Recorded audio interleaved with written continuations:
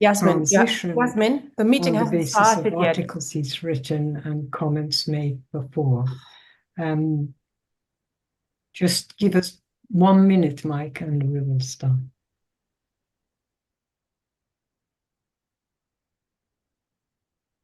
Go ahead. Okay, comrades, I'm not actually directly going to speak to the article in this week's paper just gone. What I'm doing for next week's paper is partly to address Peter Kennedy's article on talking about socialism, about distinguishing socialism and communism.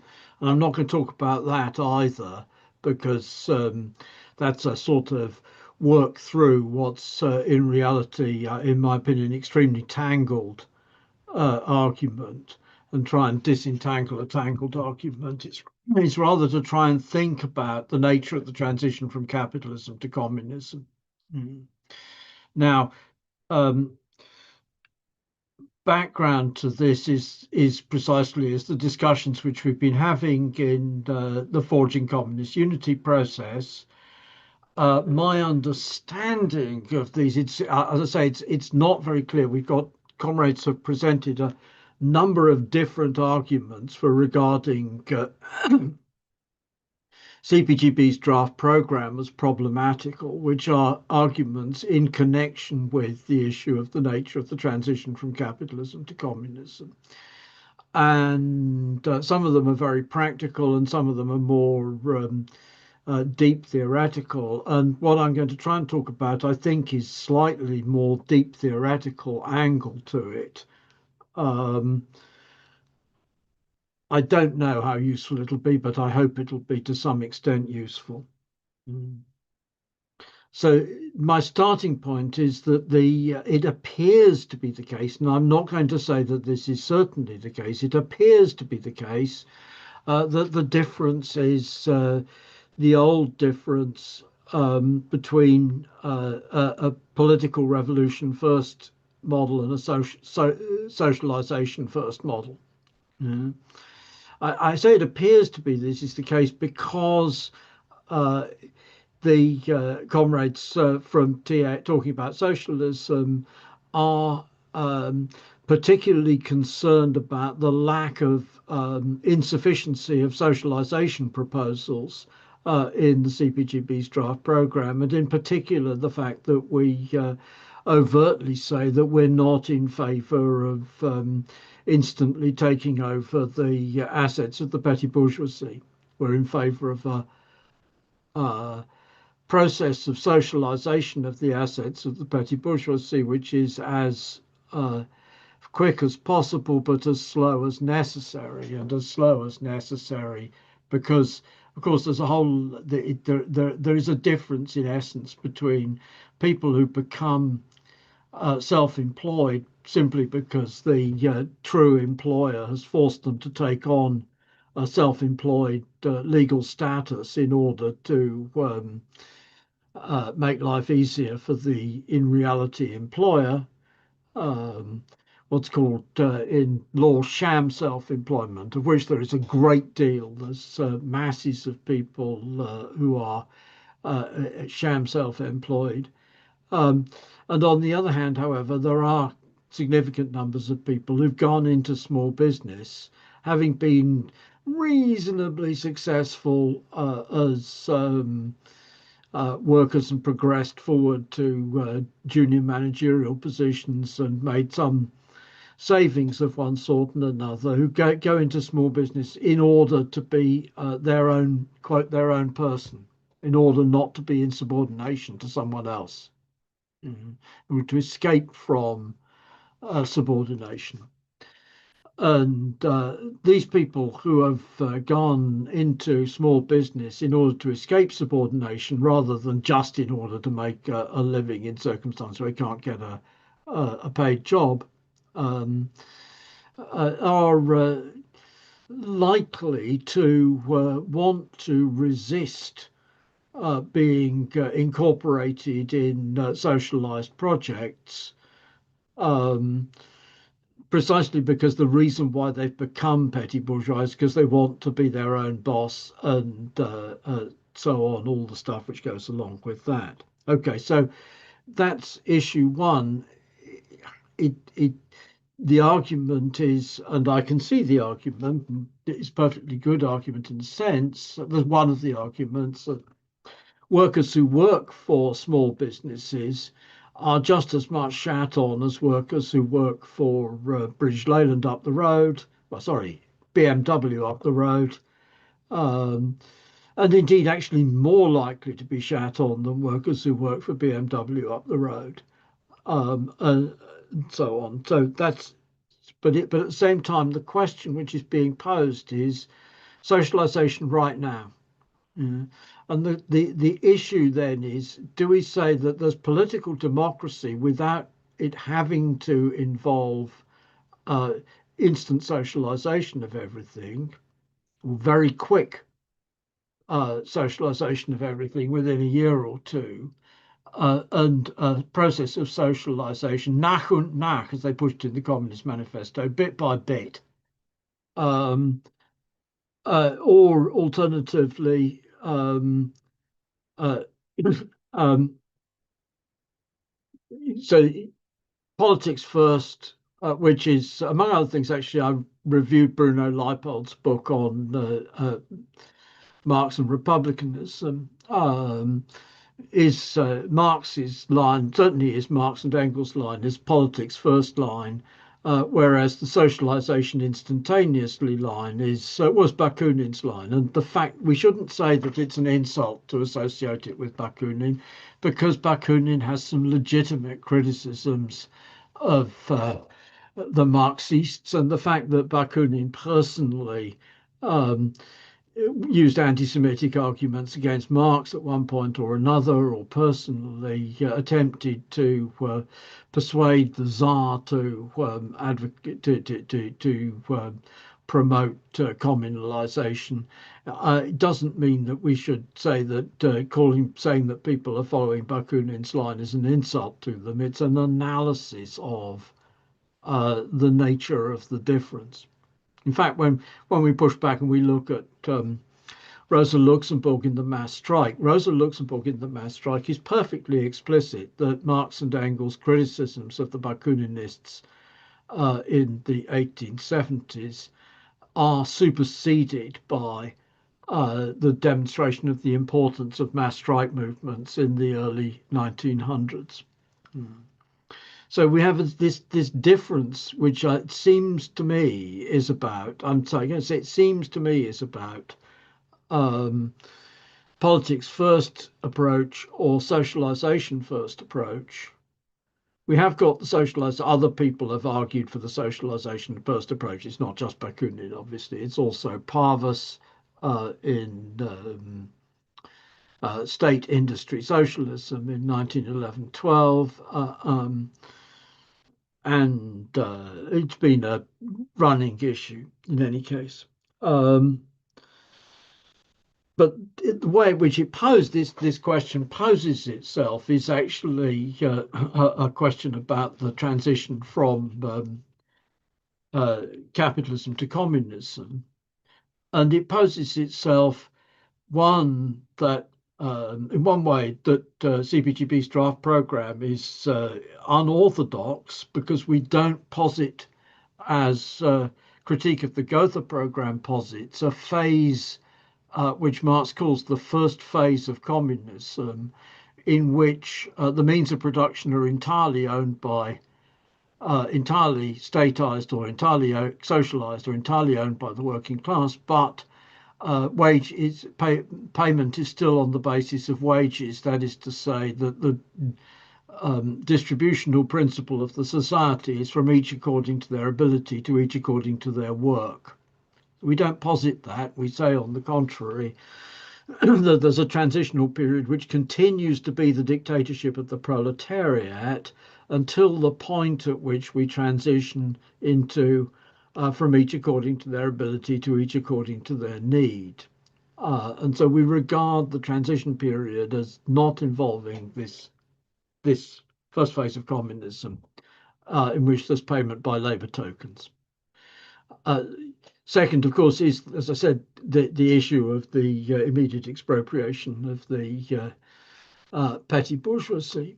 And one of the arguments which is presented against our position is that in order for the communists to be on the verge of taking power, it has to be the case that the petty bourgeoisie is marginalized. And either the petty bourgeoisie is marginalized because of the extent of proletarianization, and or alternatively that the petty bourgeoisie is marginalized in the sense that the obvious supremacy of socialism as an alternative, of communism as an alternative to capitalist society, means that it's easy to win over the petty bourgeoisie without making economic concessions to them. Okay, so I'm going to go step by step slightly through reasons why we shouldn't believe either of these things. But at the same time, also, something which I've said previously, we shouldn't underestimate, we shouldn't imagine that what the draft program proposes is sort of Western European we take power and then we have Western European social democracy as it was in the post-war period, with large amounts of industry nationalized, but rather substantial private capitalist sector. So I start with very basic historical materialism, and the question which is posed is why are social orders like slave owner urbanism in classical antiquity and ancient China, or like feudalism in Western European Middle Ages or the Japanese Middle Ages, or like capitalism, why are social orders replaced? And it seems to me that there are two arguments which we can find in Marxism for why social orders are replaced.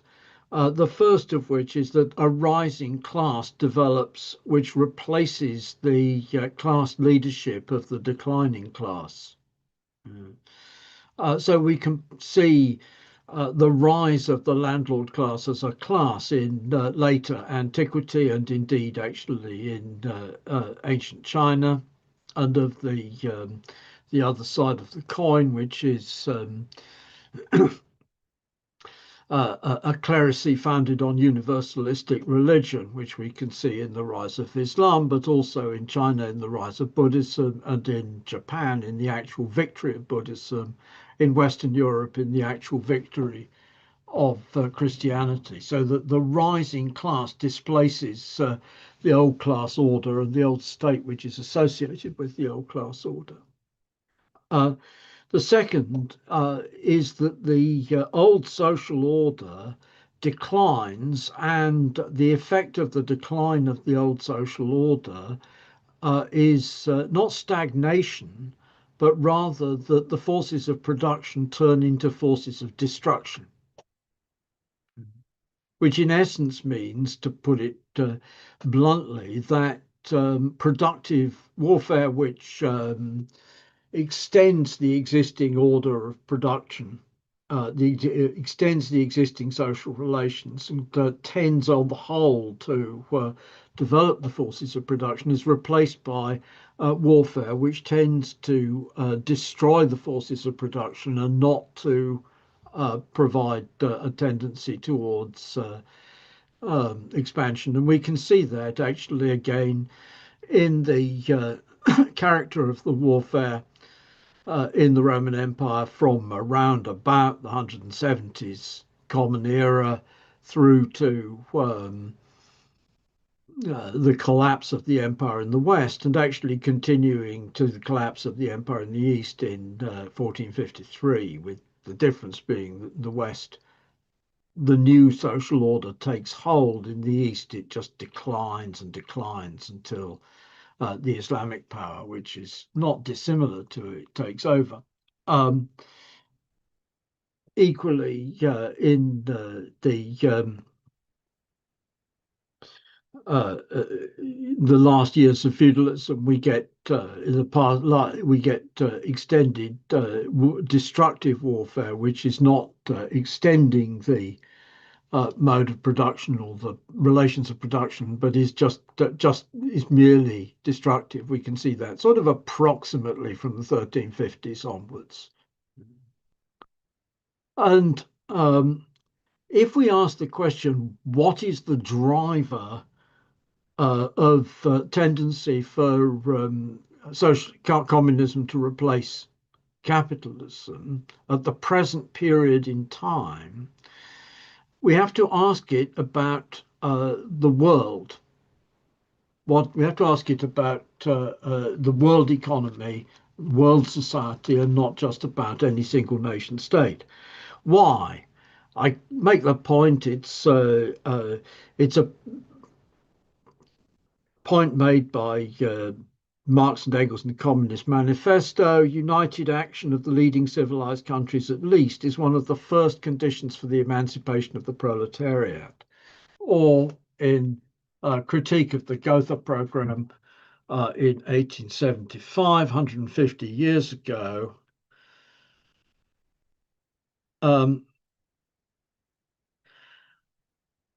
the framework of the present day national state, for instance, the German Empire, is itself in turn economically within the framework of the world market, politically within the framework of the system of states.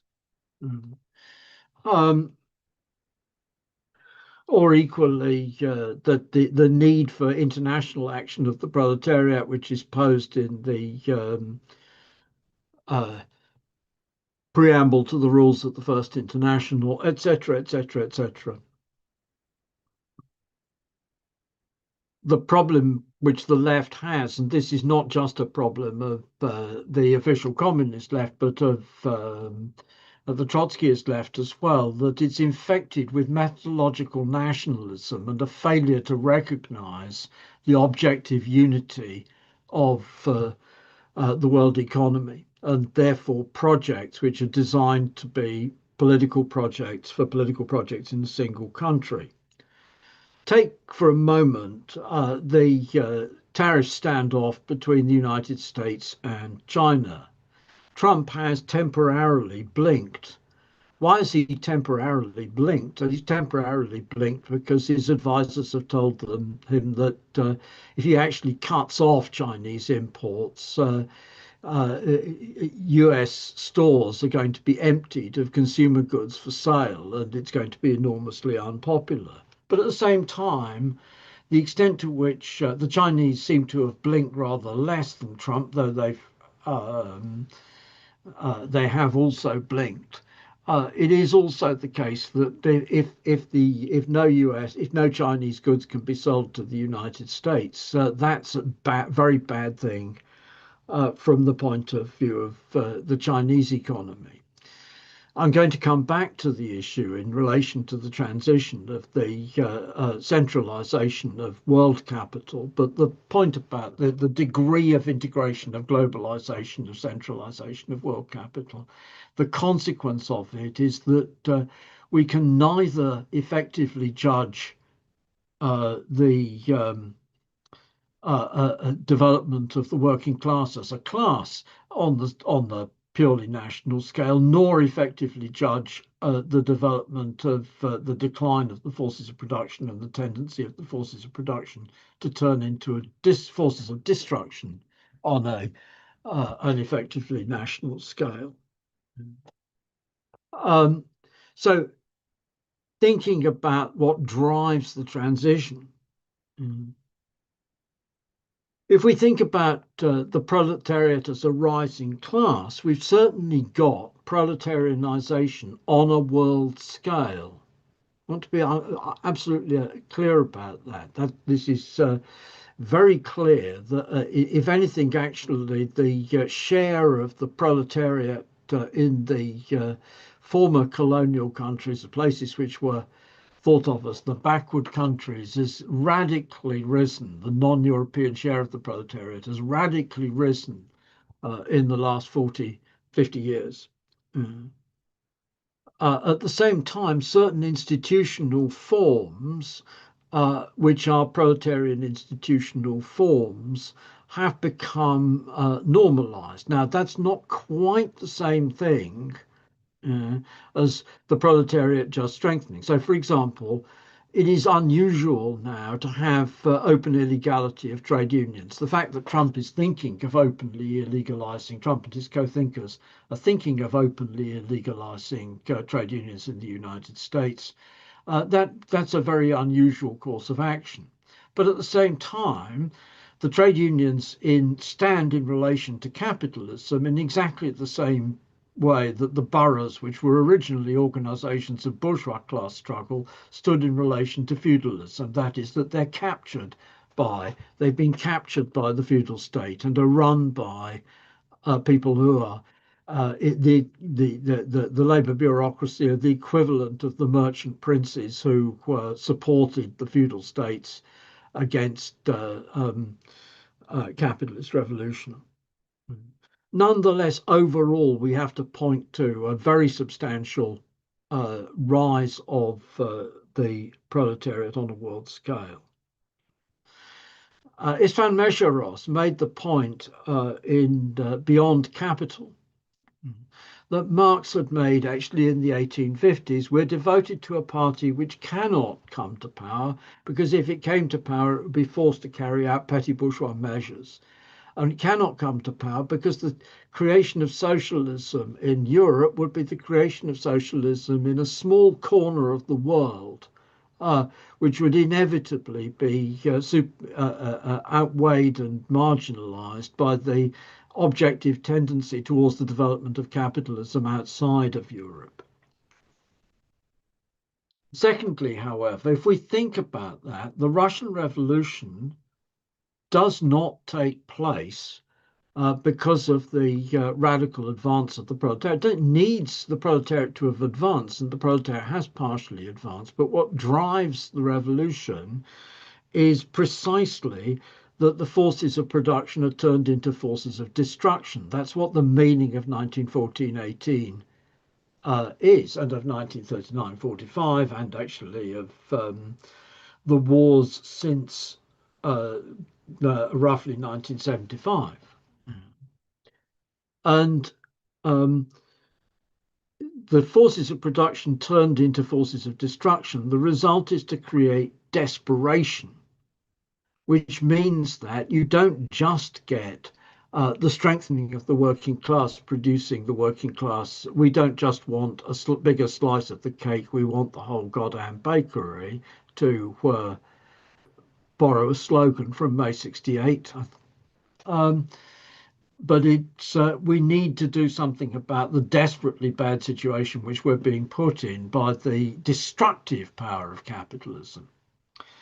In that sense, socialist revolution in the 21st century will inevitably be driven by the same dynamics. The overwhelmingly most probable outcome of the 21st century is human extinction through globalized nuclear exchange as a result of the United States pushing too far. If the second most probable possibility is that the United States succeeds in pushing, the Russians don't have the nerve to drop the bomb, the Chinese don't have the nerve to drop the bomb on the United States, and the result is successively breaking up and deindustrializing the Russian Republic and turning it into a series of Somalias, and breaking up and deindustrializing the Chinese People's Republic and turning it into warlordism of the sort which existed of the multitude of petty generals commanding this, that, and the other territory in interwar China. I.e., equally Somalifying it. And then once that happens, then the next target is continental Europe. And the target after that is India, Brazil, etc. And we wind up with probably actually we wind up with the generalized nuclear exchange nonetheless happening, but taking place within the United States as the United States eats the body of which it parasitizes, and to the point that the cancer, which is the United States state, destroys the capitalist patient. Okay, so the point of this is we need, if we think about the world as a whole, the question of the transition to socialism is not posed by the proletariat as a class having become so utterly dominant that the other classes are marginalized. On the contrary, in fact, we can see two aspects of deproletarianization. One which is most obvious in this country is deproletarianization through financialization of the of the regime. And then actually, if we look at the class structure in the United Kingdom, we've got, say, roughly 30 million people of working age, of whom about 6 million, 7 million are in business for themselves, whether because they've been driven out and forced into sham self-employment or because they're in business for themselves. Another significant chunk are unemployed. Another significant chunk are workers. The workers, I'm trying to remember who it is, has done a worker survey of the workforce using British government. Workers are primarily in retail. They're primarily in small workplaces and offices. The extent to which on the one hand, we were talking about last week, Jack was talking about last week, the extent to which parts for F-35s are UK manufactured, US planes. On the other hand, the flip side of that is the UK firms which manufacture parts for F-35s could not, in fact, manufacture advanced fighter jets because they are specialized. Equally, BMW up the road, the engines all come from the continent. The BMW plant is what the Mexicans used to call a maquiladora, an assembly plant without the structural capability to produce the innards without being supplied from elsewhere. And the consequence of this has been identified by a guy called Dan Evans, talks about the unstoppable rise of the petty bourgeoisie. It is in fact the case that the underlying tendency in British society, which was actually already identified by Hobson in relation to the southeast of England in his book on imperialism in the early 19th century, there is a tendency for the British economy to be increasingly parasitic. I said 30 million odd, that's 30 million odd out of around 70 million. And the rest, the other 40 million, we've got the under 18s who are more proletarian relatively, and the over 65s who are by and large rentier. There's a proportion of them, but because life expectancy is shorter for the proletarians than it is for the middle classes are more strongly represented among the over 65s than the working classes are. But equally, if we look at Latin America, we also have deindustrialization, and the deindustrialization we have around the world, the creation of this Mike Davis wrote under the title Planet of Slums. We have massive levels of unemployment, and an enormous proportion of those in work are in the quote informal economy, what used to be called the black market, what Marx called, and I think it's probably incorrect, but Marx called the lumpen proletariat, the end of the market, which is technically criminal. Yeah. So that in that sense, Trotsky is not wrong in 1938 to have said that the forces of production are not only sufficient to socialism, they've also begun to get somewhat rotten. And that somewhat rottenness can be seen in the parasitism of the UK, but actually also increasingly parasitism of a number of other um, imperialist or former top imperialist countries, but also in such phenomena as the great car economy, which drives us. It's one of the major contributors to global warming. It drives us, but at the same time, it is also a driver towards individualistic politics and difficulty in reconstruction. So socialism is going to involve on a world scale the presence of millions. Either it's not going to happen at all because human extinction through generalized nuclear exchange or will overtake us or we'll have the reversion to barbarism, or else it's going to involve a very substantial petty bourgeoisie, either the petty bourgeoisie which is created by uh, financialization, or the petty bourgeoisie which is artificially preserved, as is the case of the French peasantry, of the South German peasantry, of the Italian peasantry, and of the artisan classes and the German quote Mittelstand, the bottom end of the German quote Mittelstand. These classes are artificially preserved by subsidy.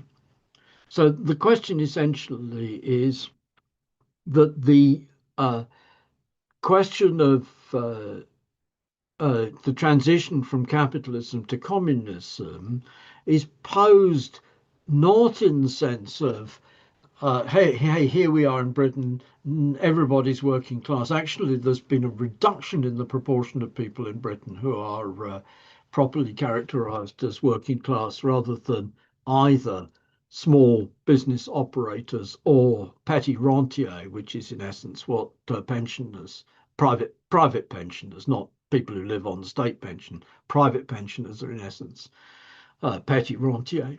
Um, they're living on, they depend on the continued profitability of stock markets and of capitalist corporations.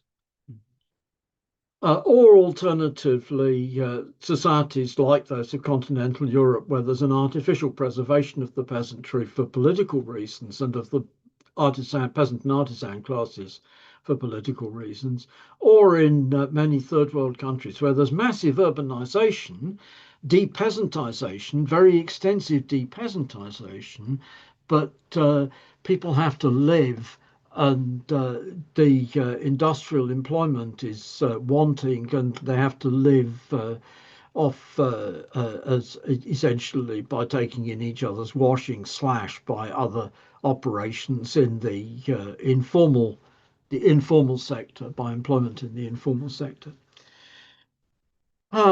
So that we actually the if it's the case that political democracy can't be had without immediate expropriations on a very large scale, then actually the possibility of socialist reconstruction of the society is negligible. Mhm. Um, that's step one. Step two, it is, if we think about taking power in England,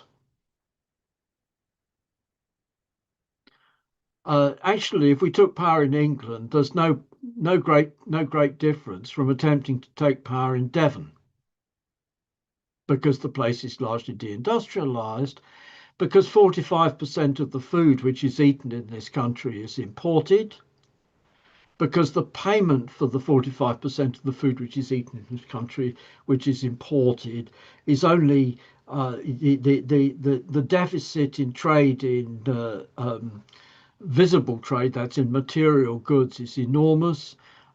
the actual payment, therefore, for the food which is imported into this country comes in the first place from providing financial and legal services which are exported, so that the City of London runs tax havens around the world, and the city lawyers and accountants and banks uh, operate the various devices to enable the Chinese capitalists to avoid taxation in China by investing in the British Virgin Islands, and British Virgin Islands investing in China, and similar devices in relation to all sorts of other tax havens.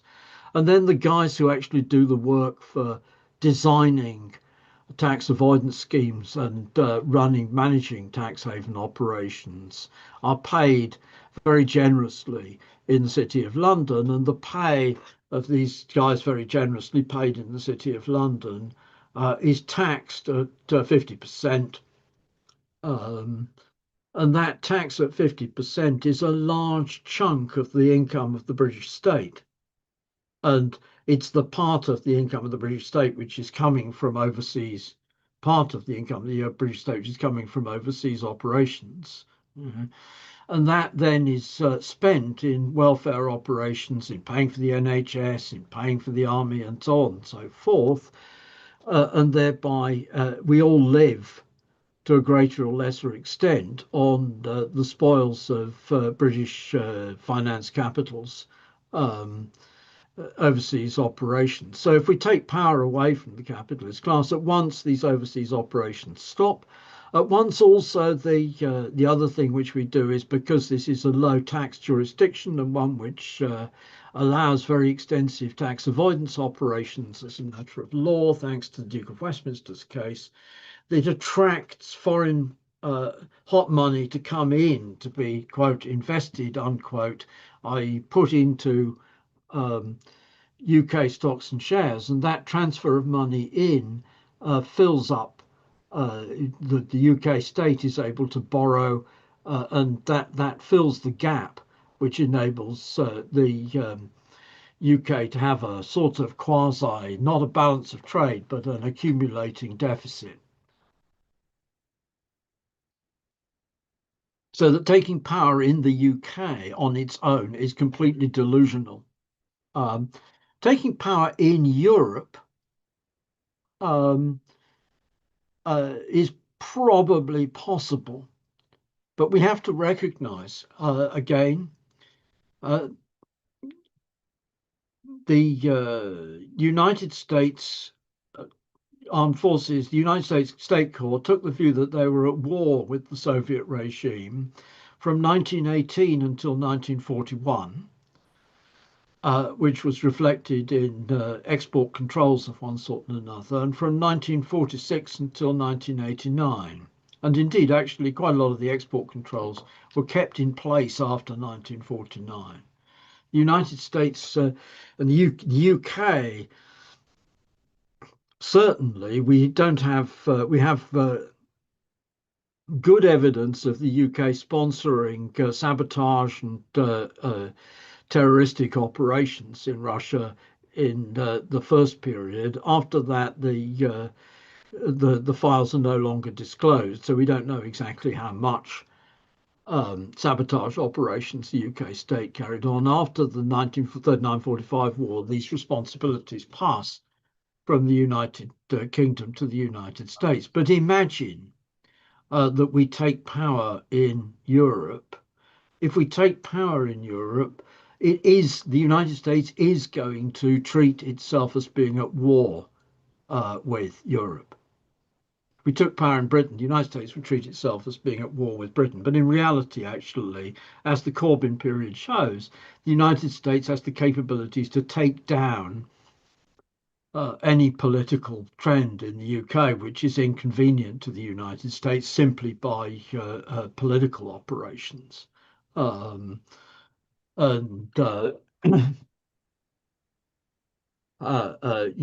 we shouldn't imagine that that's possible. But then two sides of this arise out of this. The first is, suppose we take power in Europe the United States takes the view that they're at war with us, but at the same time, they don't actually launch immediate nuclear attack.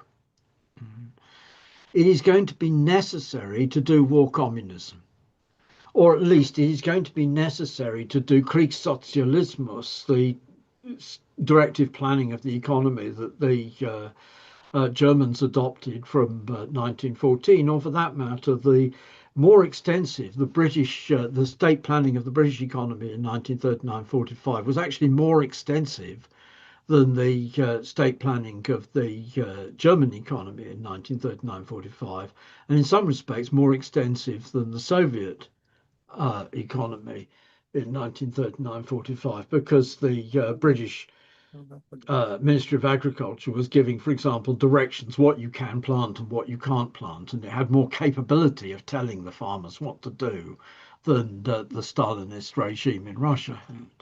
Mhm. Flip side of this, this is sort of halfway towards the TAS, comrades. We are moving out of the world of welfare states. Immediately, Trump's big, beautiful bill is taking Medicaid away from guys. In the UK, the British state has been driving towards the creation of replacement of state schools with church schools through the academies program, but also through just general dynamics, less eligibility in the secular schools, more funding being available to the church schools. The UK government has already privatised dentistry and is on the road to more or less rapid privatisation of the health services. Now, in this context, actually the workers' movement is going to have to return to the techniques which it developed in the 19th century of building up cooperative facilities of its own. Quite a lot of the NHS was the nationalisation of cooperative and trade union and municipal health services. The consequence of this actually is that the question of cooperatives and cooperative organisation under capitalism, the question of the mutual aid aspects of trade unionism under capitalism, gets reposed in a way in which it hasn't been posed in Western Europe since the 1940s. And we have to return to the construction of such organisations. And in order precisely to address the question, Ant has made the point, any permanent bodies will be integrated by the system. Yes, it's true, but it's possible to counter that to a limited extent as a contradiction by having a political party which is openly disloyalist and which promotes, which fights against politically against the constitutional order and fights against the judicial power, the bourgeois press, the bourgeois media, and so on and so forth. And in that sense, actually, back to the TAS comrades argue that by the time the question of power will be posed to us, the working class will be so strong that the petty bourgeoisie will be attracted to our side. Actually, there's a half truth in that. As we develop cooperatives, as we move away from dependence on state welfarism, and we move away from dependence on state welfarism, but not because of our voluntary choice, but because the state takes it away, we are forced towards an increased centrality of cooperatives in the life of the workers' movement. And if we're forced towards an increased centrality of cooperatives in the life of the workers' movement, that also leads towards the attraction of the petty bourgeoisie towards cooperativization. Now, that it doesn't imply the comrades talking about the general expropriation of the petty bourgeoisie, because it implies the more or less rapid voluntary socialization of the petty bourgeoisie, starting in the process of transition before the overthrow of the capitalist state power, um, and being part of the process by which the overthrow of the capitalist state power looks like an attractive alternative. So from that point of view, it seems to me that there's a strength in what the comrades are saying, but it's a strength which is turned into a weakness by not thinking sufficiently carefully about what drives the need for the transition to communism. That's it.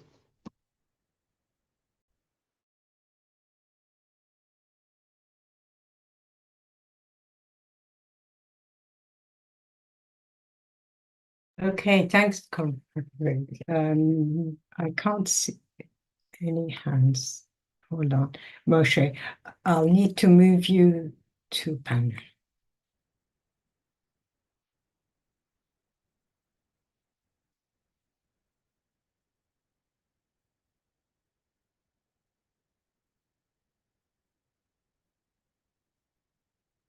What I'm going to say may sound as sort of changing the subject, because my point is, as it were, oblique to what Mike talked about, and that is the nature of transition in socio-political terms. I want to highlight the economic argument for a fairly lengthy transitional period. And I think this is what Marx and Engels had in mind when they used this expression bit by bit. The transition from capitalism to socialism / communism economically is indisputably connected with transition from a market economy to a planned economy. If anybody thinks that this is a simple matter that can be done quickly, then they haven't looked at the experience of the Soviet Union. I recommend that people read a semi-fictionalized account of the problems of planning in the late period of the Soviet Union. That is basically from the Khrushchev period. It is a novel by novel or pseudo novel by Francis Spafford called Red Plenty, and it details. It is an account of the chaos of the economy of the Soviet Union in this late period. There are basically the problem is replacing the signaling of the supply being triggered by demand. That is the demand for goods and services being fed into the supply of these goods and services via the market, to a feedback of signaling in an economy which is supposed to be based on production for need. It is the problem of signaling the need back to the supply. If anybody thinks that this is a simple problem, they haven't looked at the technicalities that it involves. Basically, in the Soviet Union, there were two failures. The great achievement of the planners in the Soviet Union was that they had worked out quite correctly a lot of the mathematical principles that are involved in a planned economy. Why it didn't work was for two reasons. Because the communication from the point of need to the point of production was deficient. That is to say, people falsified the accounts, and the communication was broken. That was a problem of the lack of democracy. But there was also another great problem, and that is that although the mathematical principles that are needed for planned economy were known, and in fact, the Soviet Union led the world in the mathematical areas that are relevant to a planned economy, the implementation of these principles needed a huge computing power which was absent at that time. The available computing facilities, that calculation facilities that were needed are enormous. And in fact, I think that Marx and Engels underestimated the difficulty in this. Engels in Anti-Düring, someplace makes it appear as though, what is the problem of a planned economy? We know how much labor is needed to do this, that, and the other. I mean, if you look in detail at what this involves, it involves a huge system of computation and feedback from the point of need, which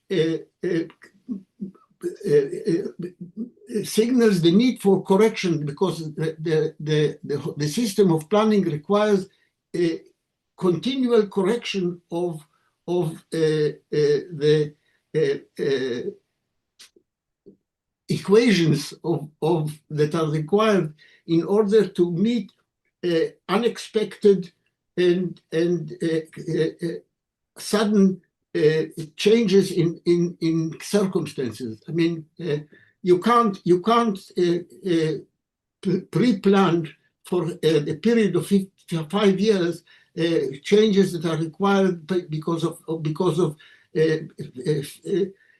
weather conditions or earthquakes or all sorts of unpredictable circumstances. In other words, it is a process that can only be done bit by bit, of course, starting with things that are already plannable quite easily under capitalism, such as major transport, such as energy supply. This can be socialized almost immediately. There are also some major parts of the economy, the major inputs that are required for all production that can be planned within a short period of time. But the spread of planning at the expense of the market into all spheres of the economy is bound to take a fairly long period of time. It cannot be done suddenly unless if it is attempted to do it too quickly, it will inevitably result in economic chaos and severe shortages and disappointment of the population, and turning it against the socialist system. So keep in mind this inevitable need for a fairly long transitional program because of simply the exigencies of the transition from